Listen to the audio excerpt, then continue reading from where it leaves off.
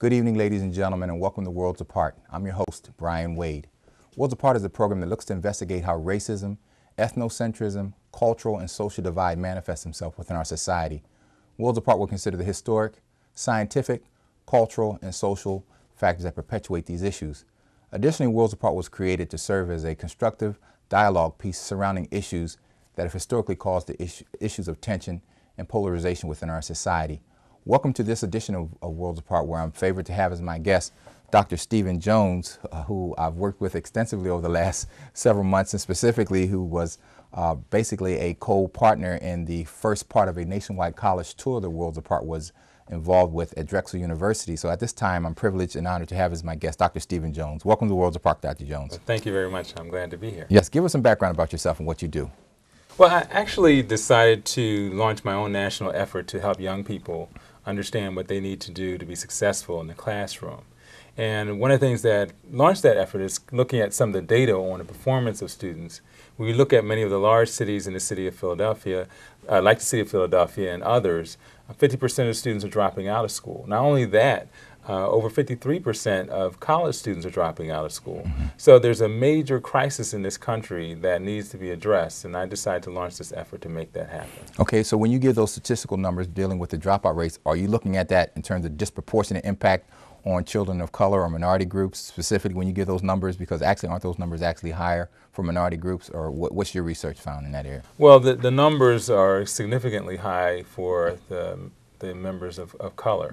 The African American students and Latino students are adversely affected by this dropout rate. And go ahead. When you compare that to the larger population, which in many cases is graduating 70–80% of their students, we talk about significant impact. But we want to make it plain that this book is for any ethnic group, so we're not trying to use the book. Yes. Right, we're not trying to segregate the group, group and the groups. But you know, people that are aware of this program, I do look specifically at the disproportionate impact of a lot of the social dynamics, and education specifically is one. Both of us are educators by profession, and that was really one of the things that we looked at the Drexel University. We featured your book, but we also wanted to look at the specific social ramifications with respect to school funding, academic achievement, and what kinds of solutions were available.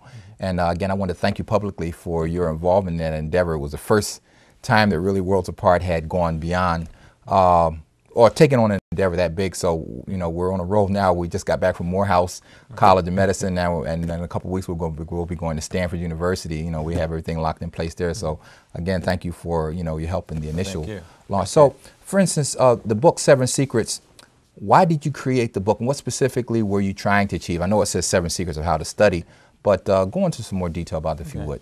What I found is that students don't learn how to study in middle school or high school, and they come to college and they actually have a lot of problems. They struggle with managing their time and getting organized. So I decided I would design a book that really help them get the core of study habits so that by the time they arrive to college, they know exactly what they need to do.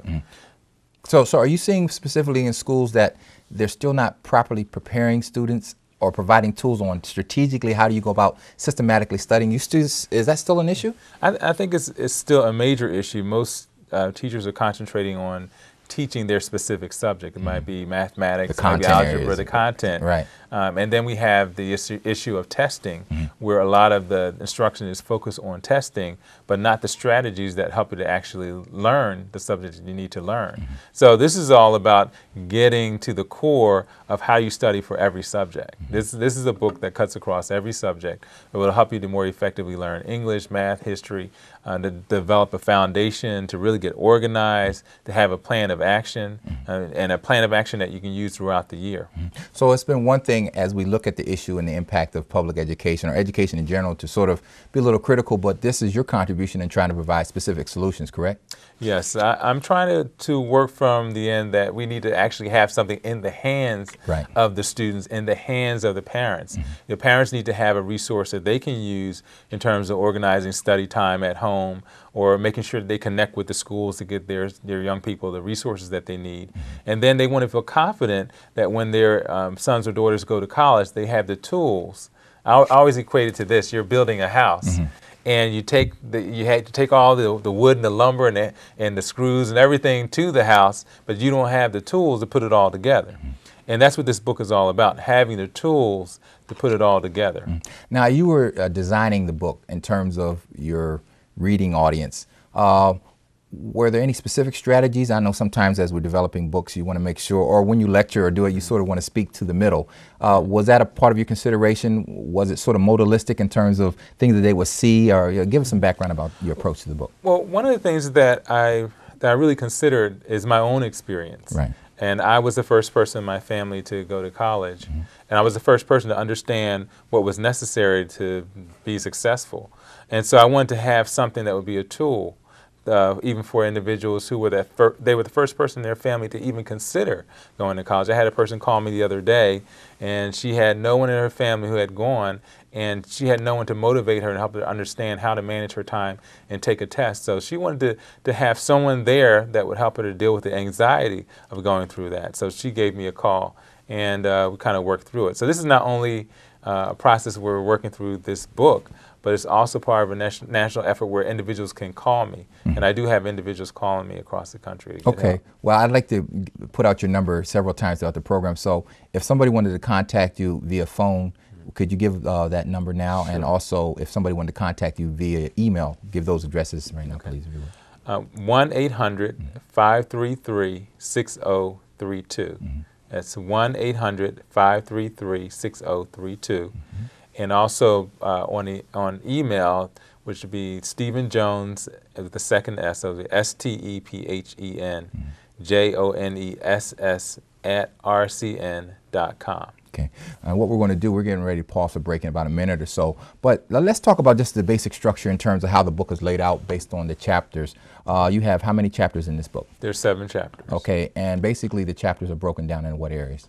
Well, the first chapter focuses on studying smart. A lot of students think if they study for 5 hours that they've really learned the subject. Okay. But it's the quality of the study that's important. So first chapter talks about how to study smart. The second chapter talks about how to manage your time, how to have an organized plan, and make sure that that study time fits in at the beginning of the night. The third chapter talks about how to create a term paper, how to take a test is the next chapter, how to work through a textbook, and most importantly, how to form a relationship with your instructor. So not only have you provided the book, but if some people had questions, you also provide the ability for people to call you and ask about, well, I'm not sure what you meant in this particular segment of the book. So they can call you for further assistance in this. Exactly. And I also have in the back of the book over 100 scholarship resources. And we'll talk about that further. Okay, if you're just now tuning in, I have as my guest Dr. Stephen Jones, and we're looking at his book, 7 Secrets of How to Study. What we like to do is pause for words from our sponsors. Stay tuned. We'll be right back to Worlds Apart.